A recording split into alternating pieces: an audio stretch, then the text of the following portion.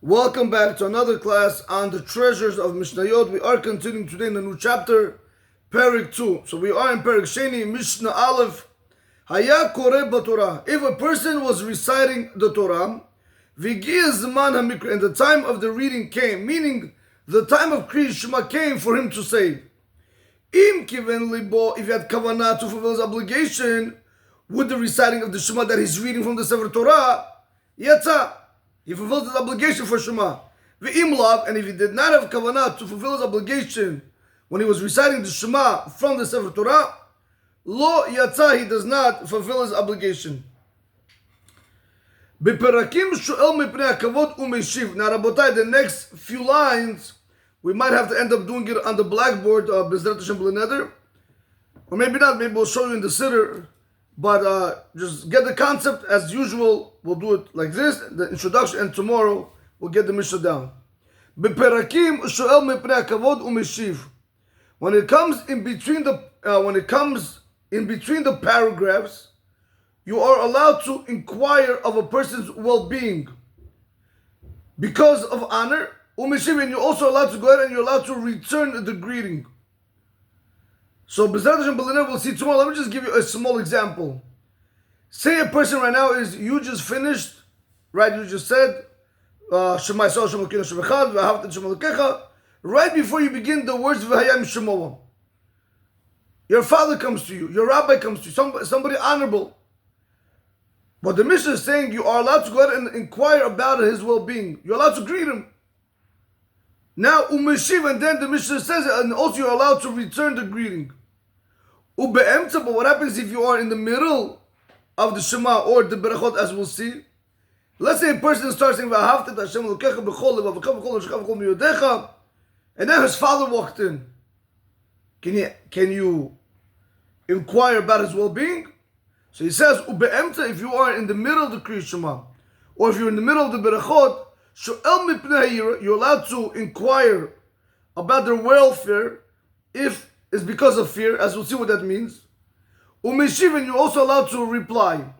Divrei Rabbi Meir, these are the words of Rabbi Meir. Rabbi Yehuda says, Be'emtza shu'el mipnei hayira umeshiv mipnei hakavod. If a person is in the middle of the Shema or the Berachot, you are allowed to inquire about a person's well-being if it's because of fear, and you are also allowed to go ahead and return the greeting if it's an honorable person that's asking you. B'perakim, but when you are in between the chapters, sho'el mipnei hakavod u'meshiv lo shalom l'chol adam. You're allowed to inquire about a well-being of an honorable person, and you're allowed to return a greeting to any person. Rabotai, that's just the Mishnah. Alright, b'leneder, we'll have to see this in part 2, the whole Mishnah, but we have to first get the introduction to the Mishnah. Comes the Kahati and he says like this: Mishnah zo oseket b'inyan hakavana b'kriyat Shema. This Mishnah is going to deal in regards to having Kavannah when we recite Shema. We'll see today, b'leneder, towards the end of this introduction, that if you didn't have Kavannah when you said Shema Yisrael, Shema Elokeinu, Hashem Echad, the Rambam says you don't fulfill your halakha. The Shulchan Aruch paskins you don't fulfill the halakha. So therefore, when a person says Shema Yisrael, Shema Elokeinu, Hashem Echad, he has to have Kavannah. So that's what he says. Mishnah zo oseket be'inyan hakavannah b'kriyat Shema. This Mishnah is going to deal with the Kavannah, with the intention that a person has to have in reciting the Shema. V'chem bahi le'lamodeinu. And so too the Mishnah came to teach us. Im mutar lafsik b'kriyat Shema. Are you allowed to go ahead and interrupt in the reciting of the Kriyat Shema itself? Le'inyan Kavannah yesh lahagdim. When it comes to having Kavannah and Shema, we want to proceed. Let's proceed with a small note. Shemachloket hi bichlal. This argument is included in the general principle. Im mitzvot tzrichot Kavannah, meaning what is this machloket? Do mitzvot require Kavannah? When you do a mitzvah, do you require to have Kavannah or not?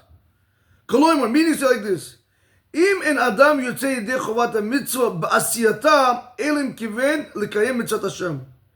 That when are we going to say that a person fulfills obligation in doing of the mitzvah? That's only that Kavannah to fulfill the mitzvot of Hashem.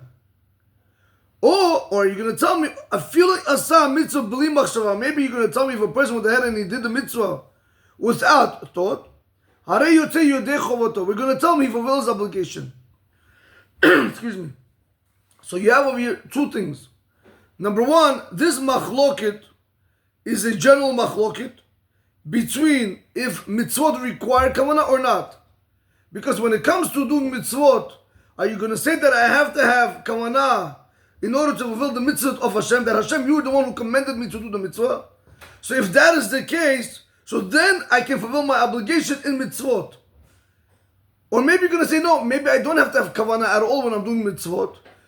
Just by doing alone, I'm good. Without having any intention that I'm doing the mitzvot of Hashem, I still fulfill my obligation of doing mitzvot. Continues the Kavannah and he says, Amnam, and however he says, Gam l'divrei ha'omer mitzvot ein tzrichot kavanah. Even according to there's a machloket in the Shulchan Aruch. There's one man the Amr. So basically, there's an opinion that says mitzvot require kavanah. There's opinions that say mitzvot don't require kavanah. Comes the Kavannah and he says like this. Even according to the one that wants to say mitzvot ein tzrichot kavanah. When it comes to mitzvot, you don't necessarily need to have kavanah. That's specifically where you have a mitzvah that's dependent on an action. Excuse me. Because the act itself that you're doing, it indicates on the fulfilling of the mitzvah. So therefore you no longer need the machshava. I give an example. The Shulchan Aruch says that when a person washes his hands for the bread meal, right? You want to go ahead and have a bread meal, you have to have kavanah that you're washing your hands for the bread meal. If you didn't have that kavanah, there's a dissenting opinion. I'm not going to get into that now. Comes the ones that want to say, even if you didn't have kavanah, the hands washing is good. Why should the hand washing be good? Because when I'm washing 3 times on one hand, or when I'm using a negla, when I'm using the cup to wash my hands, why am I washing my hands? You see clearly the way I'm washing my hands is for a bread meal. So my actions speak louder than words.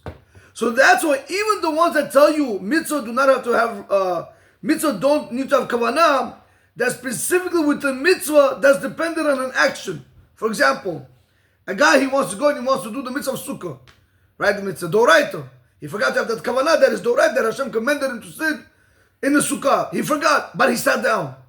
But he didn't have kavanah.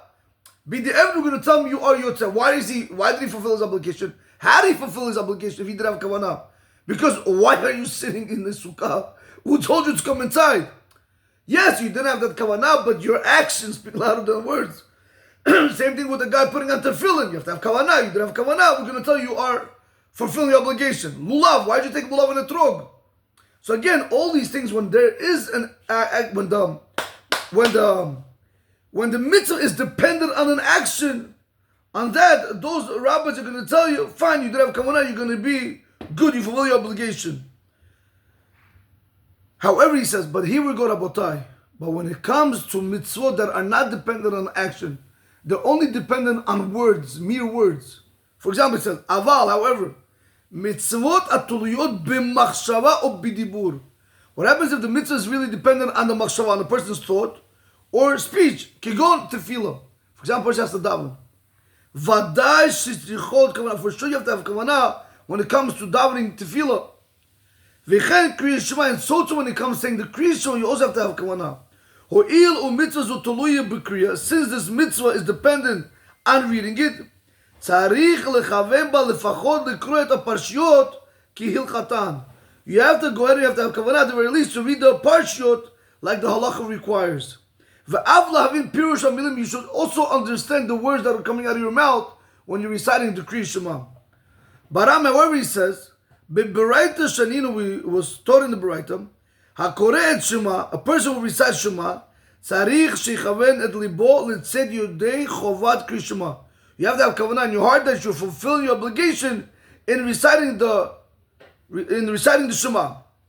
Rabbi Acha Mishur Rabbi Yehuda, Rabbi Acha the son of Rabbi Yehuda, Rabbi Acha said in the name of Rabbi Yehuda, Kevan shekeven libo beperek rishon, meaning in Parshas Shema, Since the person had Kavannah, by saying Shema Yisrael, he had Kavannah over there, Shuv enu tzarich, he no longer needs to go ahead and have Kavannah in other places of, for example, not in V'ahavta, not in Vayim Shemoah, and also not in Vayomer.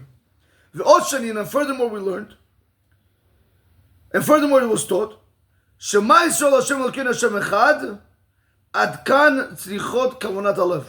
When you're saying Shema Yisrael Hashem Elokeinu Hashem Echad, until here you need to have Kavanah. Divri Rabbi Meir, these are the words of Rabbi Meir.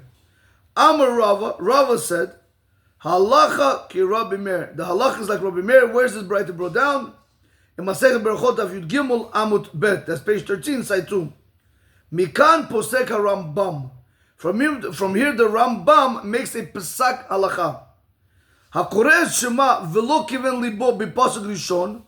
If a person recited the Shema and he did not have kavanah in the first verse when he was saying Shema Yisrael Hashem Elokeinu Hashem Echad, or he says Shema Yisrael, lo yatsa yedei chovato. You do not fulfill your obligation. He brings this down in Hilchot Kriyas Shema in Perek Bet, Halacha Aleph. V'yesh me'arim al divrei Rambam. There are those that want to go ahead and they want to comment on the words of the Rambam. She'af api sheha'halacha hi shemitzvot ein tzrichot kavanah. Even though the halacha is that mitzvot do not necessarily require kavanah, mikol makom, nevertheless, b'kriyas Shema posek Rambam. When it comes to the reciting of the Shema, the Rambam makes a posek halacha she'ein adam yotzei yedei chovoto elim ken kiven libo b'pasuk Shema Yisrael. A person will not fulfill his obligation in reciting the Shema unless he had kavanah in the first pasuk of Shema Yisrael Hashem Elokeinu Hashem Echad. Why?